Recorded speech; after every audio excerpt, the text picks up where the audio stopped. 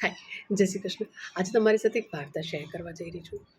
આ વાર્તા મેં લીધી છે આવકાર ચેનલ પરથી, which is a WhatsApp channel, અને જેનું હું રેગ્યુલરલી ફોલો કરું છું, જ્યાં બહુ વાંચવાનું સારું કન્ટેન્ટ મળી જાય છે. રાધર મને વાંચવાનું તો ગમે છે, પણ સાથે વાર્તા કહી સંભળાવવાનું પણ બહુ ગમે છે.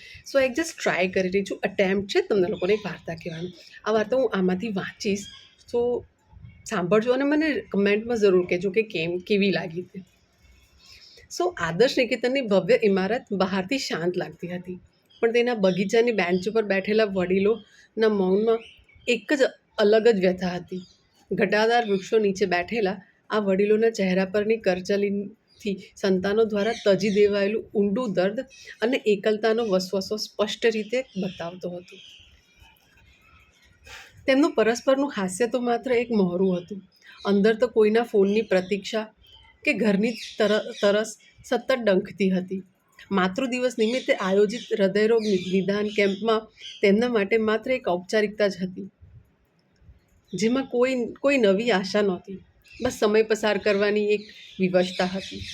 આ નીરસ વાતાવરણમાં શહેરના જાણીતા નિષ્ણાત ડૉક્ટર ગાયત્રી તપાસ માટે પધાર્યા હતા. તેમનું ઊંચું પાતળું શરીર, ગૌરવર્ણ અને મોટી તેજસ્વી આંખોમાં છલકાતી કરુણા વડીલોના હૃદયને સ્પર્શી જતી હતી. સફેદ એપ્રનમાં ડૉક્ટર ગાયત્રી જાણે વસંતના ખીલેલા ફૂલ જેવી લાગતી હતી. તેમનું સ્મિત અને ધીરજભર્યું વર્તન વડીલોના અડધા દર્દને દૂર કરી લેતું હતું. કેમ્પમાં તપાસ ચાલુ હતી, પણ ખૂણામાં બેઠેલા સંગીતાબેનને માત્ર ને માત્ર ડૉક્ટર ગાયત્રીના ચહેરાની નમણી રેખાઓ અને તેમની પરિચિત આંખોને એકીટસે નિહાળી રહ્યા હતા. સંગીતાબેનના મનમાં વિચારોનું વાવાઝોડું ફૂંકાયું હતું. તેમનું હૃદય અને મન જાણે સામસામે લડાઈઓ કરી રહ્યા હતા. હૃદય વારંવાર પોકારી રહ્યું હતું કે આ મારી જ ગાયત્રી છે, પણ બીજી પડે મન એકદમ શાંતિથી કહી દેતું હતું અને દલીલ કરતું હતું, ના, આ તો અશક્ય છે. તારી ગાયત્રી તો ચાલી પણ શકતી નહોતી, જ્યારે આ ગાયત્રી તો... એમ વિચારી આ કશ્મકશમાં સંગીતાબેનની નજર વારંવાર ડૉક્ટરના પગ તરફ જતી હતી.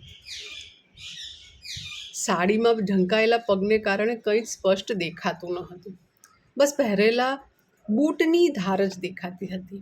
જ્યારે સંગીતાબેનનો વારો આવ્યો, ત્યારે ડૉક્ટર ગાયત્રીએ અત્યંત સૌમ્યતાથી સ્ટેથોસ્કોપ તેમના હૃદય પાસે રાખ્યું.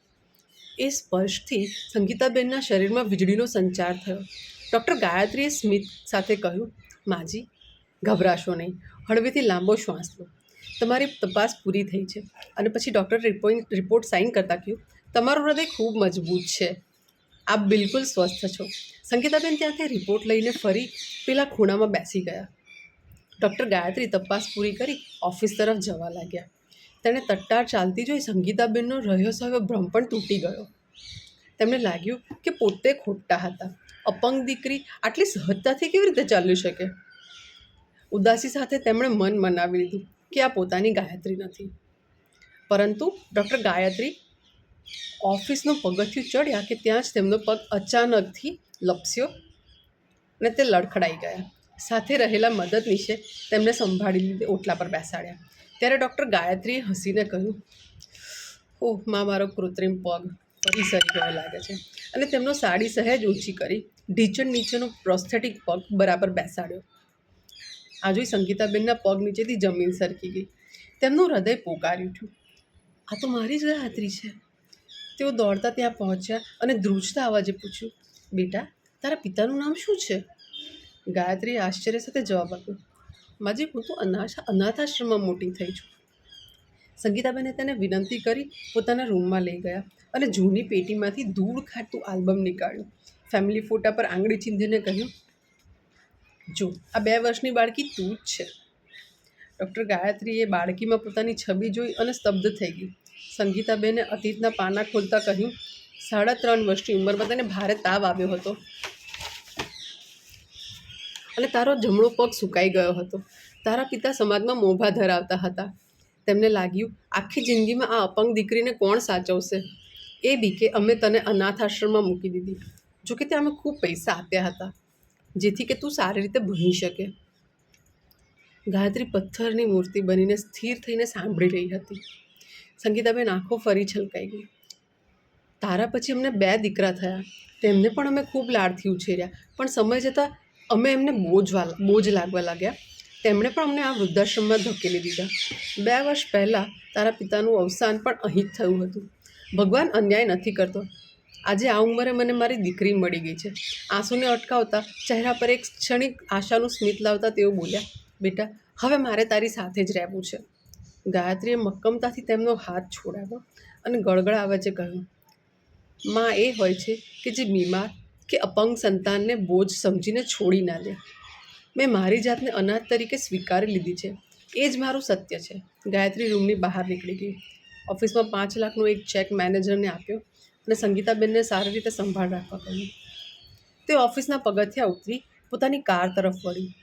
ડ્રાઈવરે કારનો દરવાજો ખોલ્યો અને ગાયત્રી અંદર બેઠી. કાર જેવી આશ્રમની બહાર નીકળી તેણે પોતાની પાછળની સીટમાંથી વળીને આશ્રમ તરફ જોયું. સંગીતાબેન પણ હજુ ત્યાં ભીની આંખે એકીટસે કારને જોઈ રહ્યા હતા. ગાયત્રીની આંખોમાં વર્ષોની વેદના આંસુ બનીને ઉભરાઈ આવી.